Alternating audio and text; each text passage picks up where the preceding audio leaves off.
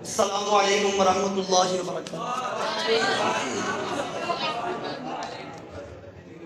ان الحمد للہ نحمده ونصلی ونسلم علی رسولہ الکریم، اما بعد،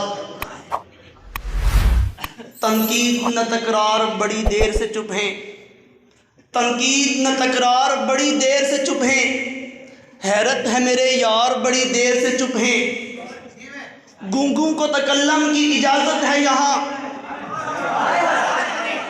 گونگوں کو تکلم کی اجازت ہے یہاں، ہم ماہر گفتار بڑی دیر سے چپ ہیں۔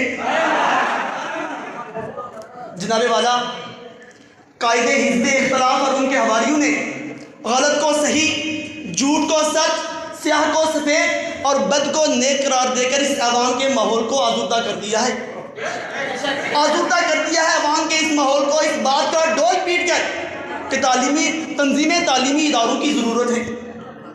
جناب والا، کوئی مذہب، کوئی گروہ، کوئی مسلک یہ بات تسلیم نہیں کرتا کہ وہ غلط ہے، اور ایک ایسا ہی ٹولہ، ایک ایسا ہی جتھا اس عوام میں موجود ہے جو اس بات پر ڈٹا ہوا ہے کہ ہم صحیح ہیں، ہم صحیح ہیں اور بس ہم ہی صحیح ہیں۔ جناب والا، تعلیمی اداروں میں مدارس بھی آتے ہیں اور یونیورسٹیز بھی آتی ہیں۔ پہلے بات کرتے ہیں مدارس کی۔ مدارس میں تنظیمیں کیوں ضروری نہیں ہیں؟ جناب والا، مدارس میں کئی مسلک کے طلباء پڑھتے ہیں، کئی جماعتوں کے طلباء پڑھتے ہیں۔ اگر تنظیموں کے وجود کو درست قرار دیا جائے تو جماعت اسلامی، جمیعت علماء اسلام، تحریک لبیک، سنی تحریک، جمیعت اہل حدیث، کتنی تنظیمیں وجود میں آتی ہیں۔ جناب والا، فیصلہ آپ کیجئے کہ ایسی صورتحال میں یہ تعلیمی ادارے علم کے مراکز لگیں گے یا انتشار اور اختلاف پھیلانے والی فیکٹریاں؟ جناب والا، میں اپنے فاضل دوستوں سے پوچھنا چاہوں گا کہ بتائیے کیا کمی ہے ان مدارس میں؟ ایک میرے فاضل دوست کہہ رہے تھے کہ یہ تنظیمیں ہمیں بولنا سکھاتی ہیں۔ جناب والا، یہ پروگرام بھی ہمارے مدارس کروا رہے ہیں۔ جناب والا، کیا کمی ہے ان مدارس میں؟ بہترین لائبریری، کمپیوٹر لیب، بہترین رہائش اور جناب والا نعت، تقریر، ترانہ، یہ سب چیزیں سکھانے کے لیے بزم ادب کی سہولت جامعہ کی طرف سے ہے۔ اور جناب والا، سب سے بڑھ کر بہترین باکردار، باصلاحیت، صالح اور مصلح اساتذہ کرام۔ جناب والا، یہ میرا جواب نہیں دے پائیں گے، میں جانتا ہوں، مگر میں ان کے دل و دماغ پر ایک دستک اور دینا چاہوں گا۔ میں پوچھنا چاہوں گا کہ بتائیے، اگر تعلیمی اداروں سے تنظیم کے وجود کو ختم کر دیا جائے تو اتحاد اور اتفاق کے علاوہ وہ کون سے علامات ہیں جو تعلیمی اداروں کے لیے مضر ہیں؟ جناب والا، یہ جواب نہیں دے پائیں گے۔ میں انقلاب پسندوں کے ایک قبیل سے ہوں، میں انقلاب پسندوں کے ایک قبیل سے ہوں جو ڈٹ گیا حق پر اس لشکر قلیل سے ہوں۔ میں یوں ہی دست و گریباں نہیں زمانے میں، میں یوں ہی دست و گریباں نہیں زمانے میں جس گڑا کھڑا ہوں دلیل سے ہوں۔ جناب والا، فقہ کا قاعدہ ہے کہ دفع مضرت جلب منفعت پر غالب ہے، جلب منفعت پر غالب ہے۔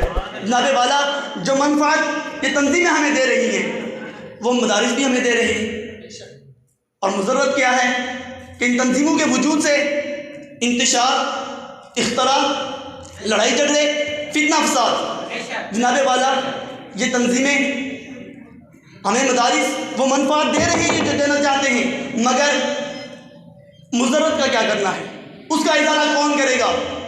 جناب والا، اس کا حل یہی ہے، تعلیم اور نئی نسل کو بچانے کے لیے اس پر مکمل پابندی عائد کی جائے۔ جناب والا، بات کرتے ہیں یونیورسٹیز کی۔ 95% تنظیمیں اسلام مخالف ایجنڈے پر کام کر رہی ہیں۔ ہم ان کو بذاتاً مسترد کرتے ہیں، اس لیے کہ وہ واضح طور پر اسلام مخالف ایجنڈے پر کام کر رہے ہیں۔ جناب والا، اب آئیے ان مذہبی تنظیموں کی طرف جو دعوت دین کے نام سے کام کر رہی ہیں۔ جناب والا، ان تنظیموں کو وہ 95% تنظیمیں درست نہیں مانتی۔ ہم چاہتے ہیں جناب والا، وہ 95% طلباء کرام ان تنظیموں میں ضم ہو جائے۔ جناب والا، ہم چاہتے ہیں کہ وہ قرآن اور سنت کی زندگی گزاریں، لیکن یہ کیسے ممکن ہے؟